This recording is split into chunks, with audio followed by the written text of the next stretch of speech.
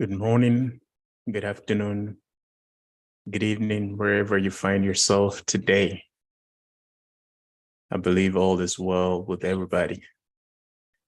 And you're welcome to Leadership Academy. It is a continuation of what we started a couple of weeks back. And so those of you who've been following and being part of this discussion will know what we are talking about. But before we go into today's discussion, I just want to deviate a little bit and do a little talking about something that has been trending within certain circles, or should I say within certain world powers, if I would use that word. So again, well, let me say our mantra or our usual statement before I go into that particular short discussion before we zoom into today's discussion. Creativity and inventions are not by the color of one's skin. I want to repeat, creativity and inventions are not by the color of one's skin, but by an educated mind.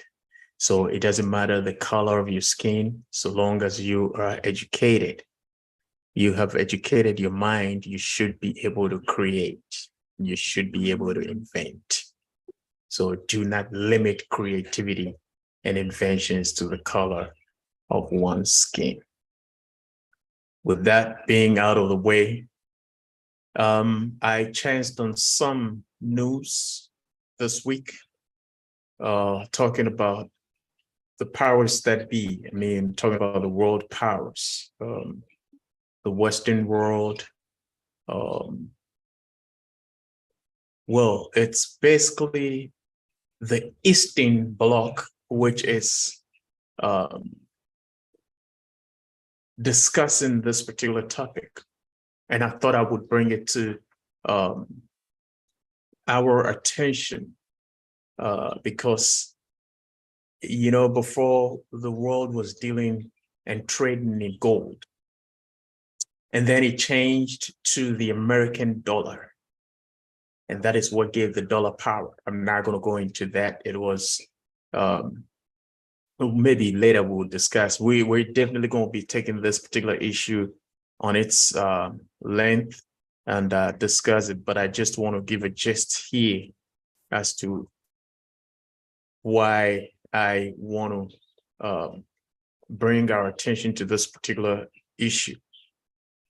So now some of the powers that be are advocating that the world goes back into dealing or trading in gold. So in other words, they're not going to be using the American dollar to trade. If this, should I say, proposition or this proposal goes through, then that's what it's going to be.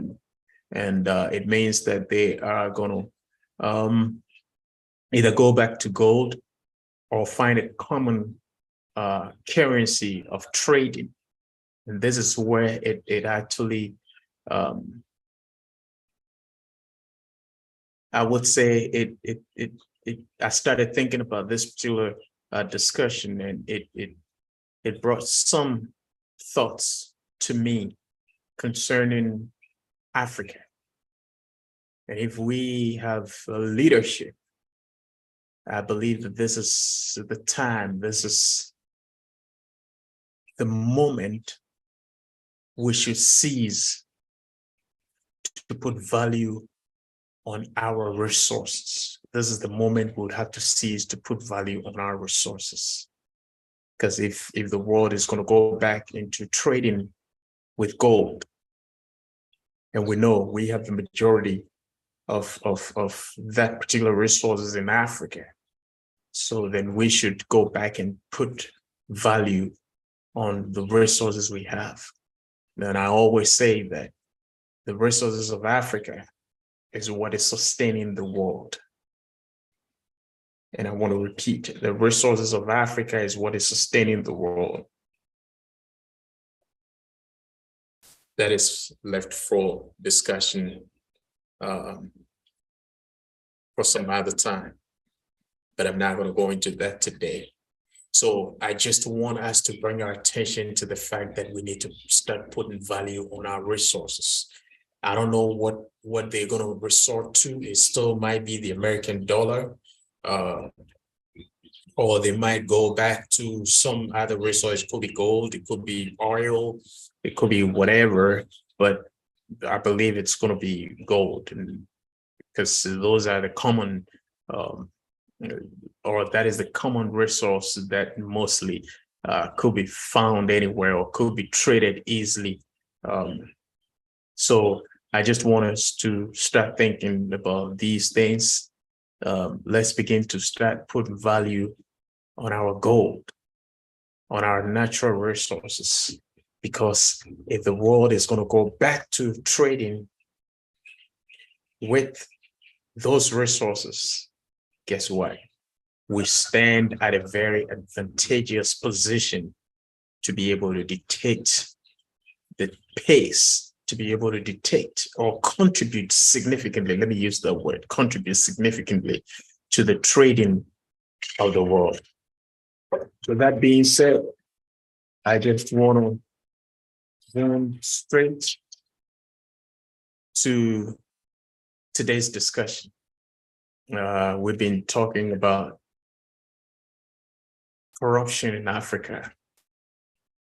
And if we talk about corruption in Africa, I believe that most of us know that it's a very emotional topic. We've actually spoken at length, its effects, the dangers, the negativity, corruption is bringing to Africa, the depth of negativity, the cancer, the depth of this cancerous canker eaten into the fabrics and the economics of the African continent.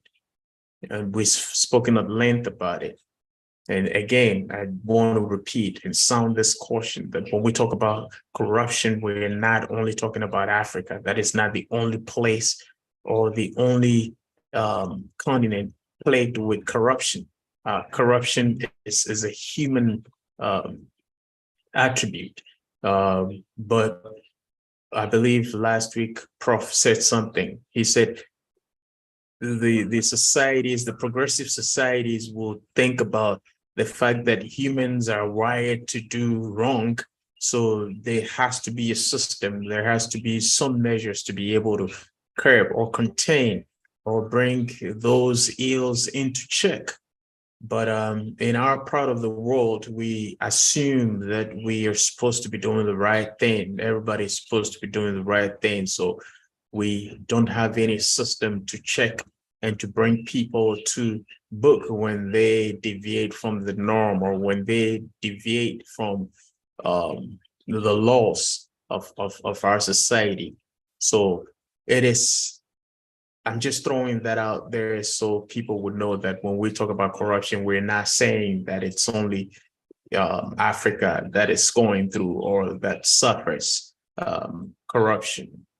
But we're saying that we need systems to be able to help curb and to be able to help contain the extent to which this canker is eaten into our societies in Africa. But then we're talking about the ANAS principle, for and against. On this platform, we believe that we've made it on countless occasions, we've made it known to participants that we're not here to insult or to take an entrenched position, but we're here to discuss and see which way would be better for the continent of Africa in dealing with this extreme, very extreme form of cancer in our society. Some people are for the principle, and again, I I'm for the principle. I want to be convinced, or I want to be, yes, I want to be convinced of any other method or any other principle. So this is open for debate. We're still trying to get people who are against the principle to be part of this discussion so we can judge. Or we're not here to fight, we're not here to argue, we're here to discuss which would be a better way forward for Africa to fight the corruption. So we spoke about hardcore evidence, and today we are going to be talking about entrapment, because that is one of the, I don't want to say pet peeves, but one of the worrisome topics for most of the people who are against the principle, the analysis principle, or the ANAS principle. They believe that entrapment should not be entertained. They believe that entrapment should not be supported in the fight against corruption. What is your view? What are your views? You can table your views, reach out to us. We will discuss these views, and we will find a better solution or a way forward to dealing with the corruption in Africa. But before we continue, I just want us to listen a little bit to the video we have been listening to for the past few weeks on the interview conducted by Sahara TV of Anas, Arimiao Anas, talking about his works. So without much ado, I would pause here, and then we'll go over to the video and listen a little bit, and then we'll come back and talk about entrapment. Of the problems we have. My kind of journalism is about giving you the hardcore evidence. What you plan to commit acts, how you commit acts, and the way forward with that crime. So it is hardcore evidence. I show it to you as from when you commit a crime. And I think that you volunteer to go to prison. We're actually seeing images of that right now. You actually put yourself in a situation where you are put in prison just to show the circumstances that people in prison. At another point, you took drugs and stuff like that at the mental hospital where you allege that the nursing staff were actually feeding the inmates with drugs. Can you tell us about these two things among a few other things that you've done? Well, one of the key things I keep saying to myself is I don't want people to decide my story and say that when you allege that if you have evidence, the evidence is strong, you move from the word allege. Well, and I practicing journalism on that, so just being cautious. No, I asked that. I said that I'm not finding fault with you, but I'm using your practice. So that this was the same thing I had. That because I didn't want anybody to say make sure that I get the right kind of evidence so that when anybody is talking about it, it's in and believing and knowing that it happens. Well, the results are there for everybody to see, so we can definitely see. Can you please tell us about those two at least among a few others that you've done? Exactly. When it comes to the psychiatric story, I was admitted into the psychiatric. Of course, I was undercover and I got myself admitted to the psychiatric hospital. There were rumors, of course, of very bad things happening. What we didn't have was the hardcore evidence. So what I did was to check myself and film the hardcore evidence of abuse, death, stealing of their food, and many other bad things that were happening. Also, in the psychiatric hospital, they were the nurses and medical practitioners who were supposed to take care of the patient were selling cocaine and heroin to them. I happened to be part of the team, and I did buy heroin and cocaine from an official who, as I speak now, is on the run and still being sought after. And all the things they had evidence, I had issue what the so-called man house. We see all that evidence. Now, by the prison story happened about 6 months ago. I was undercover in Ghana's almost prison called Misawa. That will not be the first time I've went in prison. I've done the torture chamber of Bangkok, where I went undercover as a Catholic priest in Bangkok prison. So this will be the second time I'm doing prison, but I did this over a period of 6 months in Shawam prison, and I would say hardcore evidence of very bad human rights abuses that happening within. The thoughts are very explicit that happen. The instability conditions that we live in, the kind of food and all that are based on those. As I speak, that video is not playing because I haven't released this yet. I'm releasing a new video, which is going to be on the 9th of April here in Ghana. It's going to be premiered at the National Theatre, and the president of Ghana himself will be there because this is on corruption and he wants to be honest. Okay. All right. So do you get the sense though that your work is getting the required results? You already mentioned that your 3 key elements are name, shame, and jail, if I'm right. Do you actually see this happening? Are you satisfied that you're not working in vain? Thank you. If I touch my mind actually, my humble story, I think I know very well that 12 officials of the customs, excise and preventive service were sacked as a result of the work.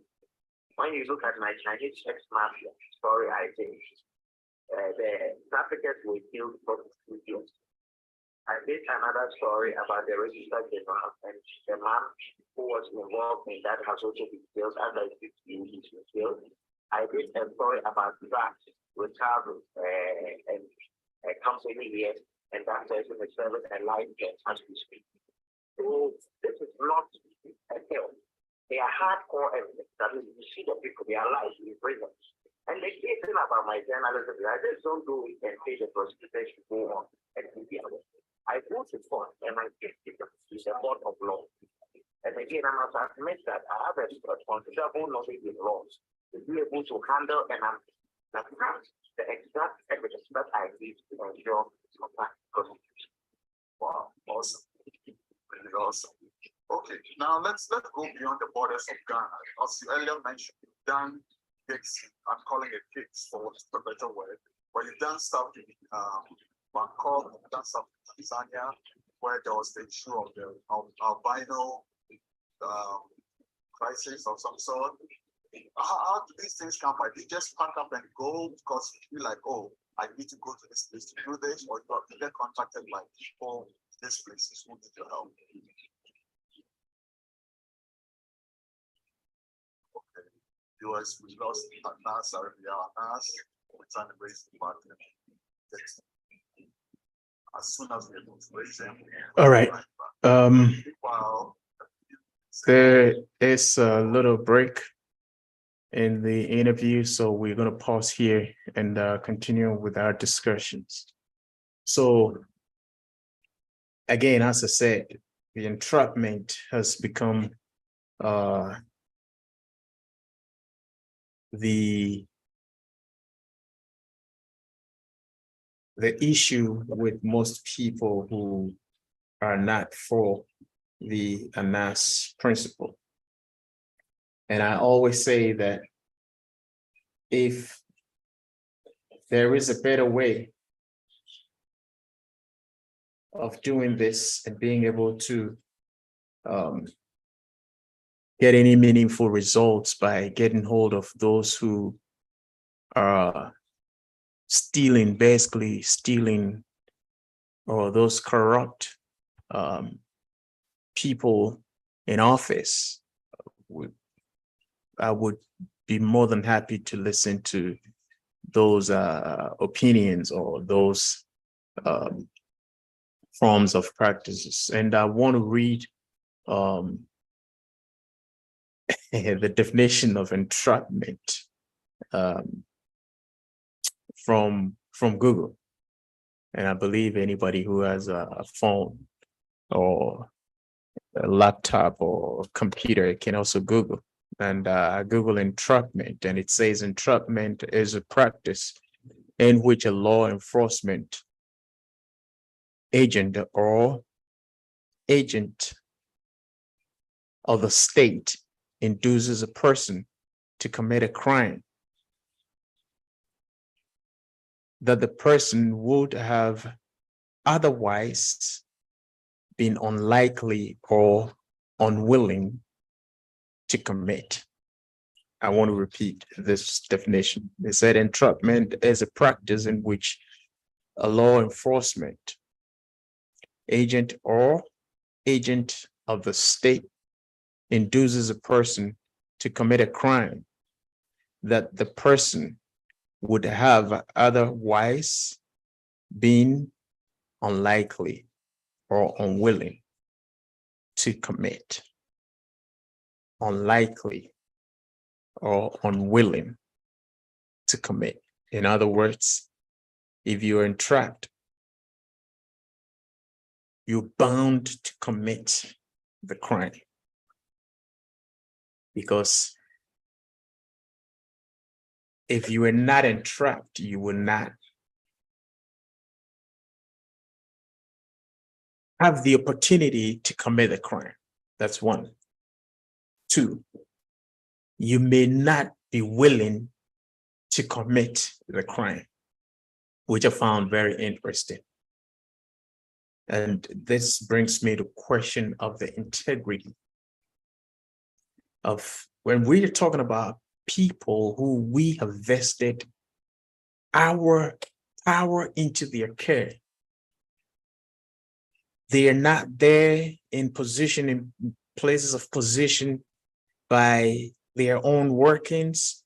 They are there because we decided that they got to go there to take decisions and to make laws on our behalf. That is what we have to understand. They're not there by their own evolution, even though they chose to be voted into power or to be appointed or to be whatever into power or into a place of office, to give them that opportunity to make decisions on our behalf or to make laws on our behalf. So if we have appointed or we've elected or we have chosen you to be in a certain place of authority to make decisions on our behalf, if we have vested our authority into you, then it is our responsibility to make sure that you are, one, qualified, two, that you have what it takes to execute the responsibilities of that particular office. And as we all know, we have discussed on countless occasions or countless times on this platform, that leadership is being able to manage, if you will, cultivate and coordinate resources. And so if you are a custodian of the resources, how are we going to trust that you would be able to execute your responsibilities of coordinating and managing these resources intelligently and dutifully? It is just like somebody working in the bank. And they see millions of dollars every day. Are they entrapped in the position of being a teller of any bank, or in the position of working in is it the storeroom or wherever they keep the money in the bank? Is that also called entrapment? So if we can trust the cleaner in the chambers of where the monies are kept if we can trust the cleaner to go there and clean, if we can trust the teller to carry all this money or to sit in front of all this money without stealing. I know there are cameras. I know.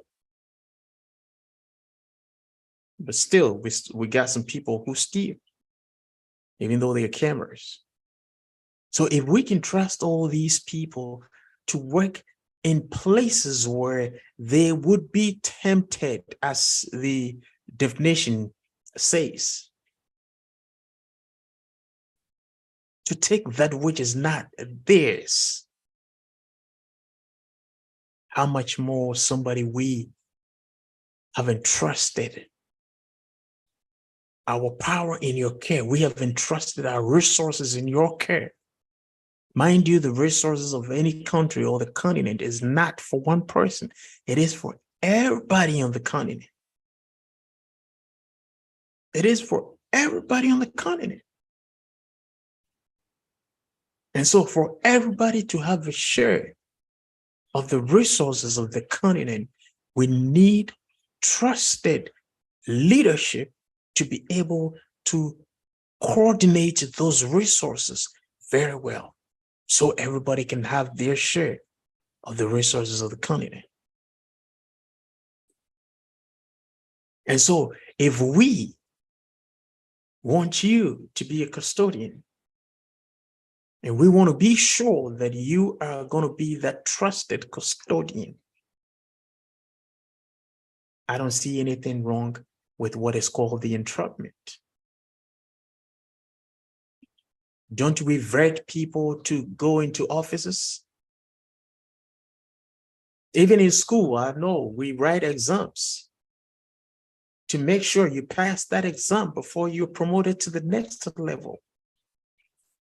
Why do we write exams? To test your knowledge or your ability to be able to reproduce whatever you have been taught. So if we write exams for us to be promoted in our schools, why can't we put our politicians to test as far as being good custodians is concerned? Why can't we make them write exams? Because I don't get up from class 1 or first grade and go to second grade, because I'm not trusted to be able to reproduce whatever I've been taught in first grade. So in order for me to prove that trust, in order for me to prove that I'm trustworthy, I can handle second grade stuff, I am allowed or I am made to write an exam. So if I'm made to write an exam before I'm entrusted with second grade stuff, what is wrong in making our politicians write an exam to pass that exam before we give them that thumbs up to be able to function within the offices we have voted them into, or we have chosen them, or we have elected them into, to run those offices on our behalf? As a matter of fact, we have employed them.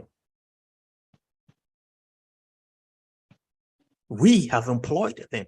We have given them a job to do in those offices. They are not there by chance. They are not there by their own evolution. They are not there because they're handsome. They are there because we want them to do a job for us. So that is my case for entrapment, or whatever we call it. And then again, I believe last week, Prof made mention of the fact that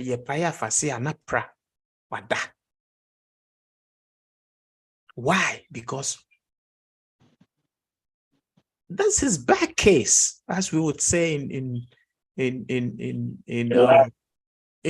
Latin. That's his back case. He doesn't give a hoot about what I am, because he is allergic to what I am, so he does not give a hoot to it. And there is a funny statement we make, a punching cake. Exactly. You know, so if you want to pass that exam, so we can trust that you would be able to fulfill the demands of the office we are putting you in, then I will go for that entrapment. I don't see nothing wrong with that. If you don't want entrapment, stay away from the offices where we are making you a custodian of our resources. Stay away from them. But if you want to stay in offices where we are making you the custodian of our resources, then I'm sorry, you got to go through a test.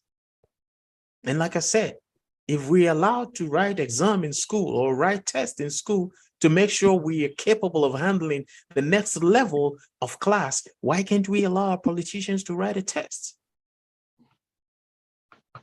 And even entrapment is something that holds in the argument, then I'm asking, it's a question, if somebody can answer me. Those who work in the bank, are they being entrapped? Because they see millions of dollars or millions of cities every day. And I believe they got cleaners who even go into some of the places where they keep the monies to clean. So if we are holding to the definition I gave, then where is integrity? Where is integrity? And so another question is, how come some people fall into the same circles, but they come out clean? How come? If entrapment is bad, how come some people fall within the same circles and they come out clean? One typical example happens to be the first lady, the first woman referee for the FIFA World Cup. I don't know if we remember I think she's from Rwanda or somewhere in Africa. That lady, you know that she was part of the analysis number 12 investigation, and she came out clean, but she refused to take even a gift. Wasn't it the same entrapment? Because I've heard the argument that if you entrap good people, they're likely to commit the crime, even though they are good. Excuse me? Excuse me? She came out clean. She refused to take the money. And oh, for your information, the gift thing, yesterday it was interesting. I was listening to some discussions on some other platform, and they spoke about South Korea. If you take a gift as a public office holder, if you take a gift of any kind, which values more than $35, you're likely to go to jail. You are likely to be jailed. A gift. So those of you who have that idea that in the video you see him or you hear him saying, oh, this is a gift of some thousands of dollars. And if somebody is going to give you a contract and giving you a gift, common sense tells you this person is inducing you to favor him or her.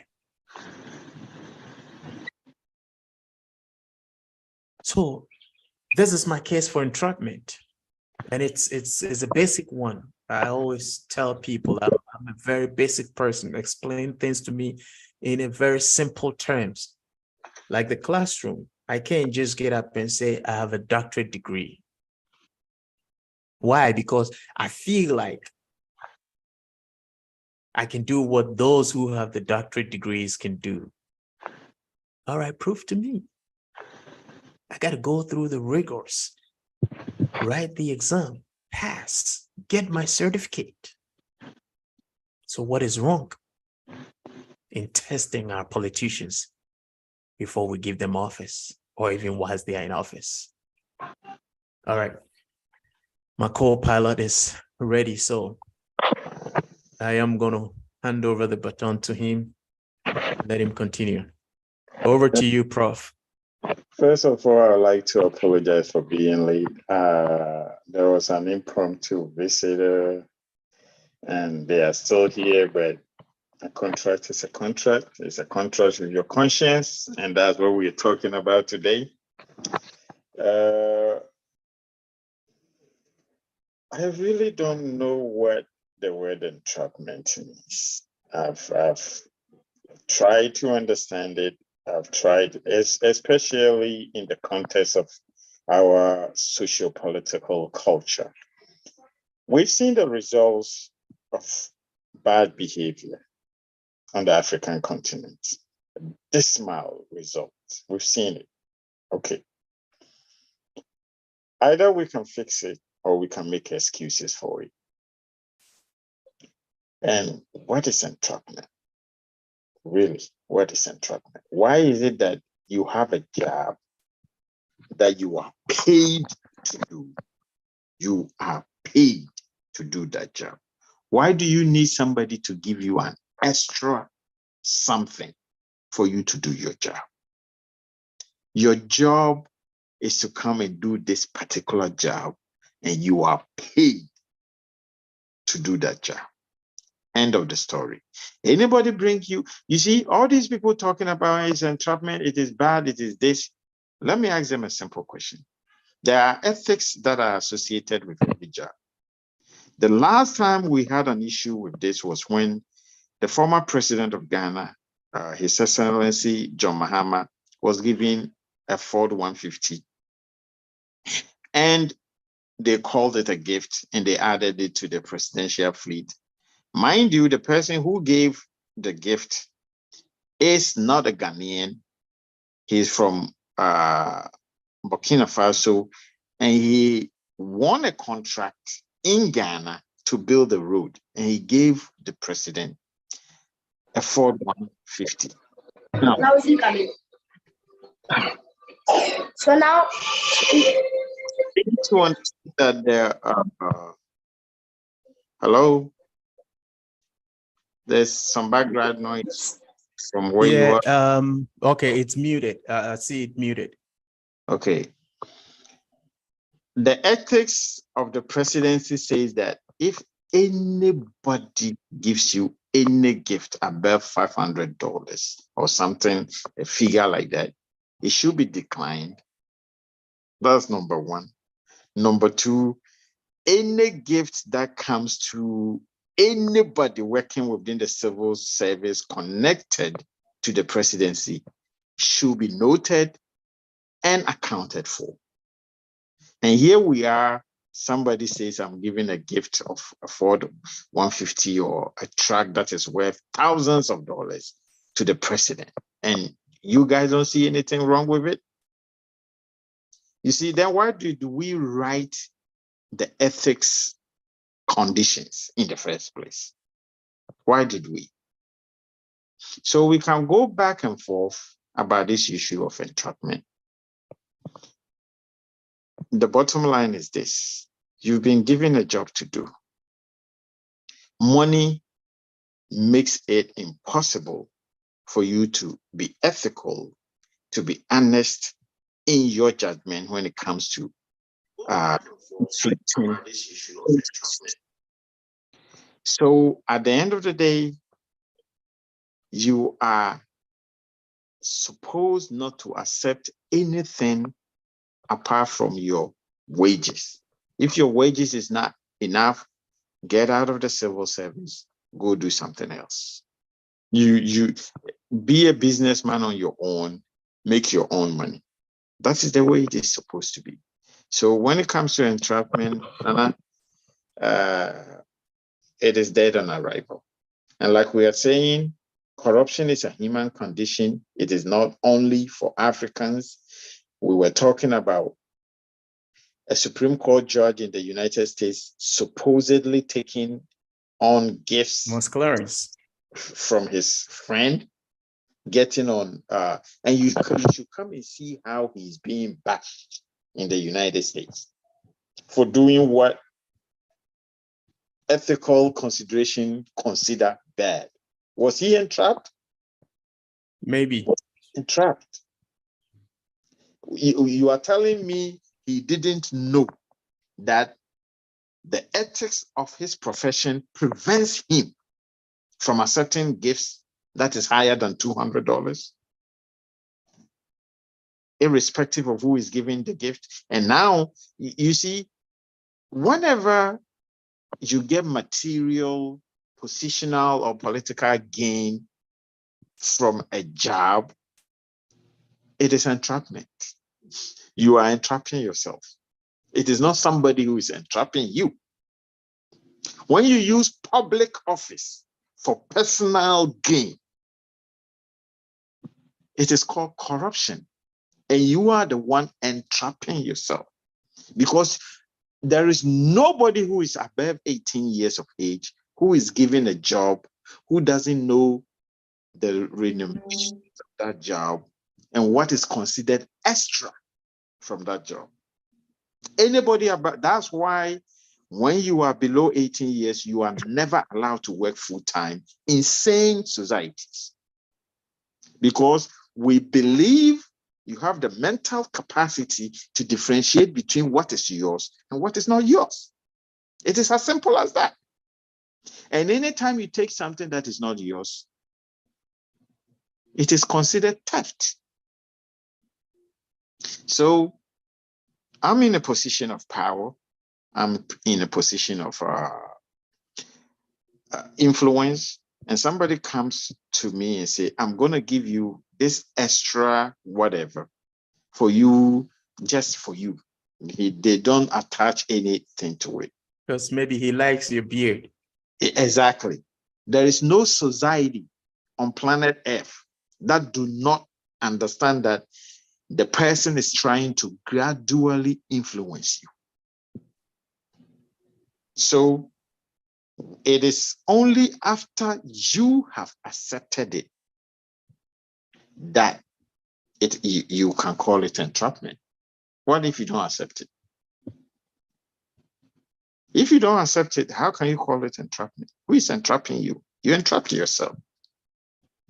Let me repeat, there is no society on planet Earth where anybody is given any position of power and trust, and they are not given their remunerations, their whatever is not delineated to them. They know before anybody takes up any position, they really know what they are supposed to get from it, what they are not supposed to get from it, the limits of their responsibilities, and their influence. They know.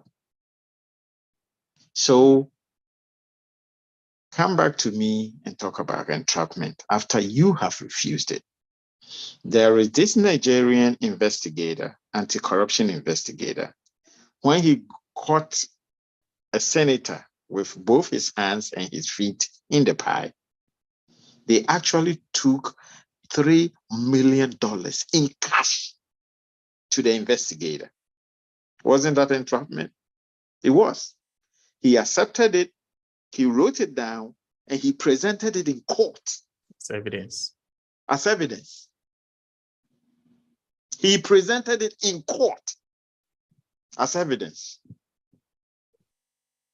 We can continue to give you examples upon examples of people who were supposedly entrapped and they passed the test.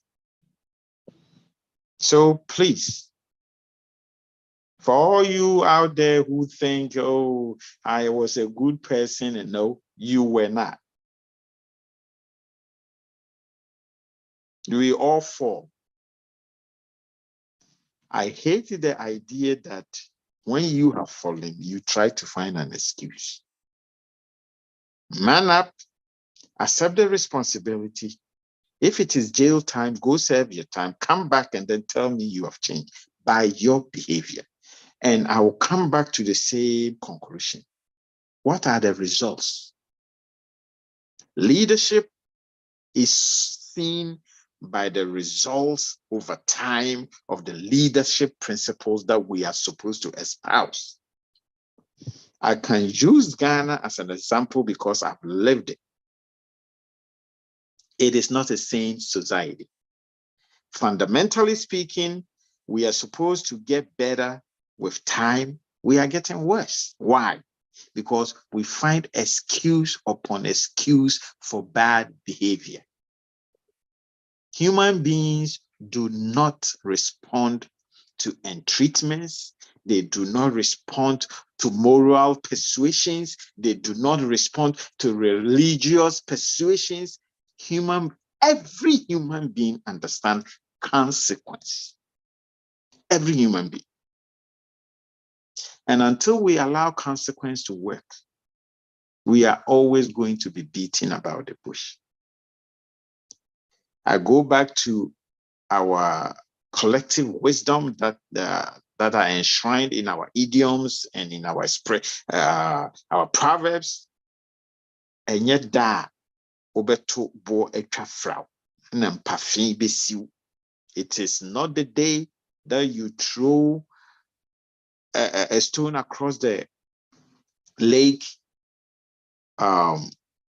Volta of a Frau, that is when you are going to feel the pains here. These people have been doing this nefarious acts for ages. And every time we said there was corruption within the JFA, there was corruption in government, there was corruption here, the mantra was, bring me evidence. That was the mantra. Where is your evidence? Where is your evidence? Where is your evidence? Now, the cacophony is, I was entrapped. It is illegal. It is this. You wanted evidence, hardcore evidence.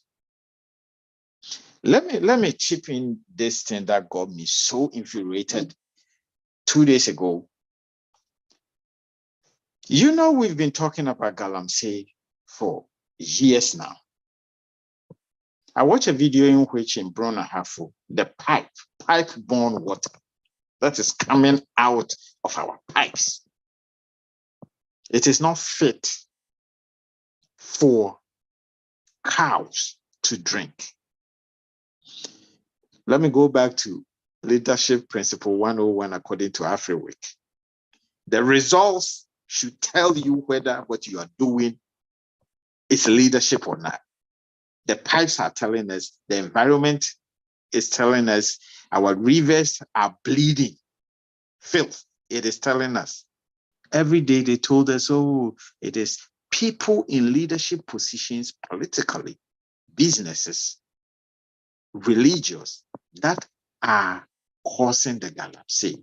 And they were saying, bring evidence, bring evidence. Not knowing Professor Frimpong, who was tasked with doing this job, has actually compiled a list of the known political and business and chiefs and all these people who are in government who are doing Galamsey.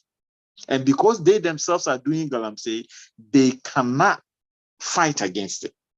He gave the list to the government in 2021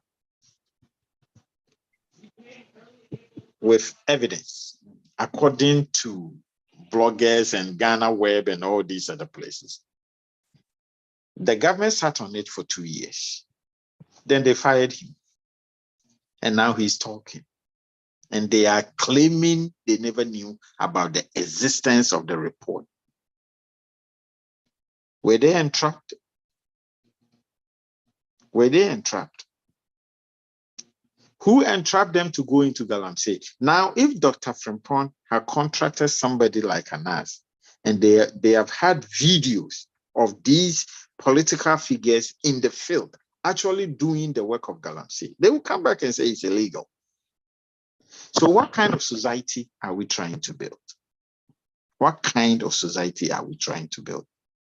Whenever you give the government institution, you pay them to do the job, they will not do it. When a citizen vigilante decides that this is going too far and I want to do it, you are calling it entrapment. Now you have somebody in government paid to make sure something like Galamsey is fought.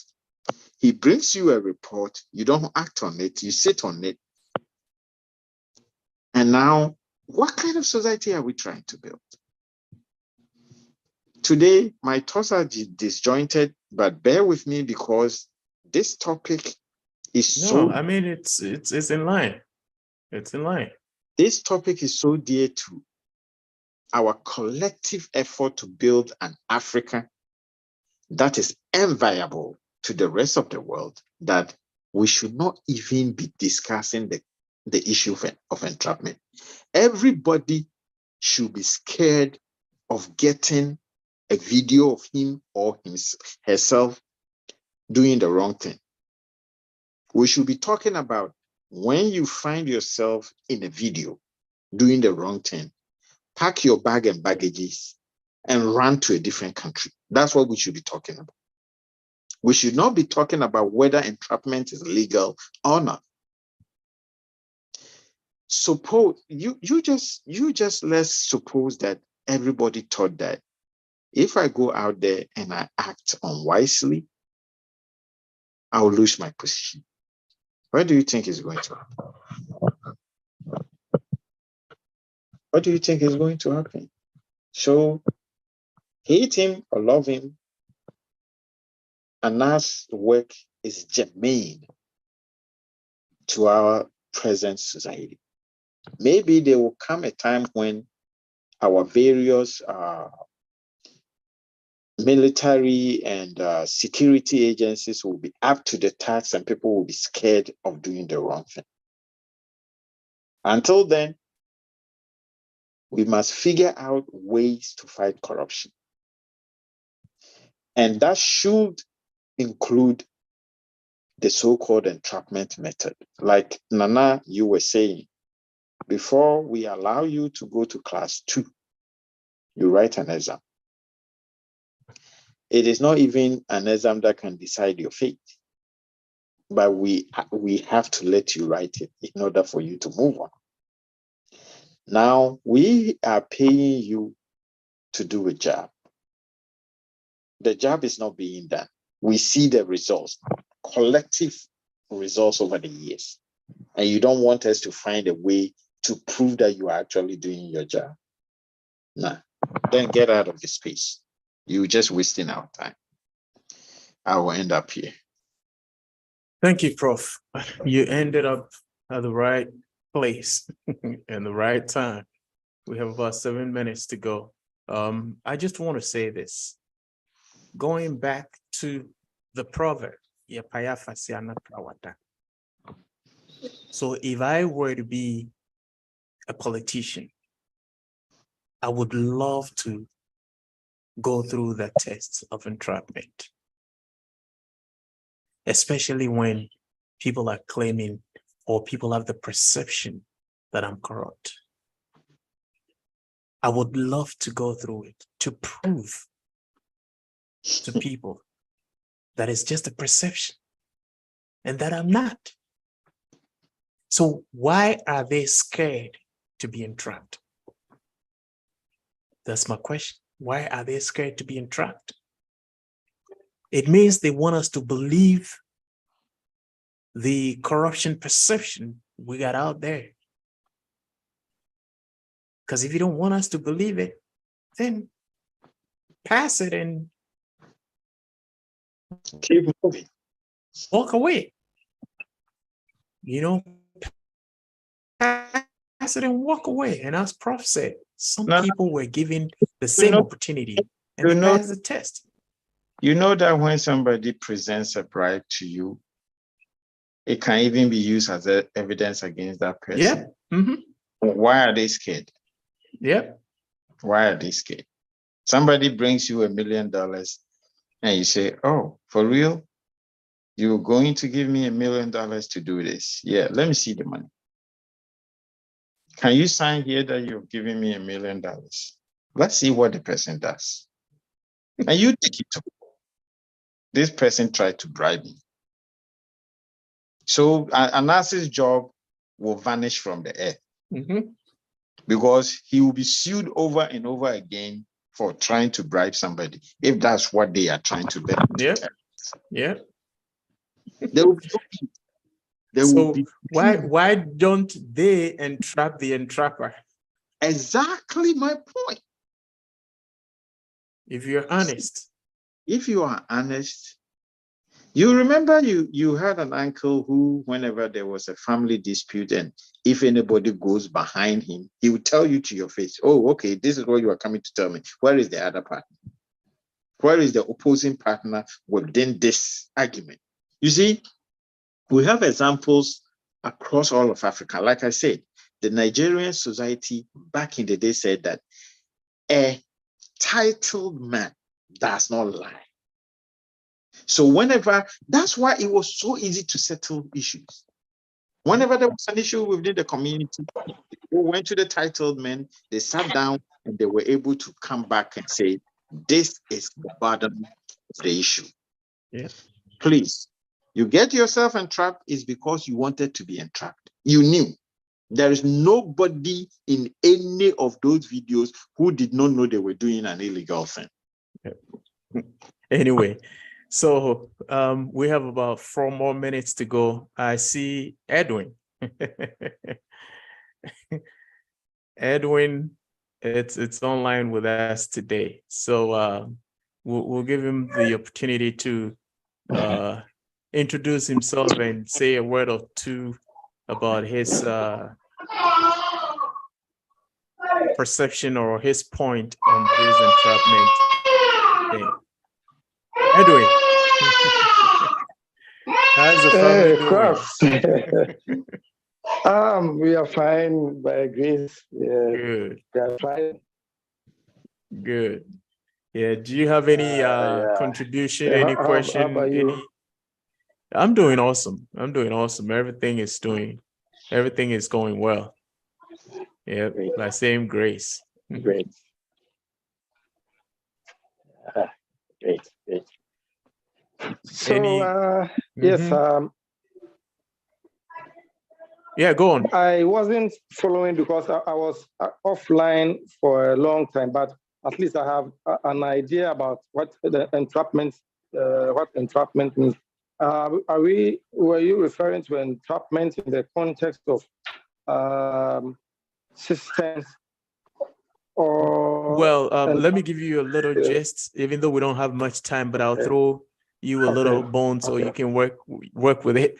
So we're discussing the Anas principle, whether it should be accepted within our society or it should be rejected. And if it should be accepted, why should it be accepted? If it should be rejected, why should it be rejected? And people have issues with the entrapment, claiming that you're entrapping people to take bribe. And when they take the bribe, you tell them they're bad people, but they probably were good people until you entrapped them to become bad.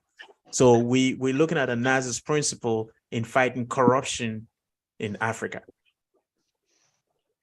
Okay. So thank you for the clarification. And now let me first say that, first of all, the Anas principle is the only way. Let me even take a stance before I even make a point. Now, if you don't take bribe, somebody cannot entrap you with bribe in the first place. I hope I'm making sense. Yeah. And you see, the politicians are fighting that because it entraps them rather, not because it is bad for the people. Okay. So if we what is so bad about somebody filming what's in the society to make us know what is going on? At least, even if he is corrupt, as they claim, at least his corruption is revealing things that we ought to know that will inform our actions and thinking. So even if he's corrupt and his actions are in line with fixing the nation, I don't have a problem at all.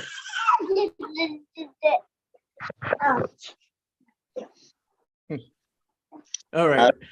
You know what to say to that. Yeah, he just came in with a closing curtain for the day. So we are definitely going to end here. Our time is up. We're going to continue next week. Oh, no, next week we're not going to be able to. We'll do it the week after. Yeah. The week after. But I'm going to send out the notices on time. This week was crazy for me, so I know I sent it out last night and this morning. But next week we're going to send it out on time so we can join. Again, I'm trying to get those who are opposing the principle to be part of the discussion, but I'm still not getting through to those people. And I just want to throw this out there. We are developing another program called Live Class, where we're going to be discussing basically everything about life principles and anything, marriage, whatever, everything, parenthood and everything. When that it's ready, I'll also throw that out there. After we are set with the modalities and the participation and all that, we would set a time and a date and everything, and we will start on that as well. But I want to say thank you so much for being a part of Leadership Academy today. We have really enjoyed the discussions today. Prof, I liked your perspective. Edwin came to close the curtains for us. And my name is Nana Osei Bonsu Jr. of Afriwic International Organization and Serto Leadership International. And my co-pilot. As always, Kodwe from Pong, and we'll be seeing you very soon. And we had Edwin. Edwin is my younger brother anyway. All right. See you again next 2 weeks, same time. Stay blessed. Bye-bye. See you.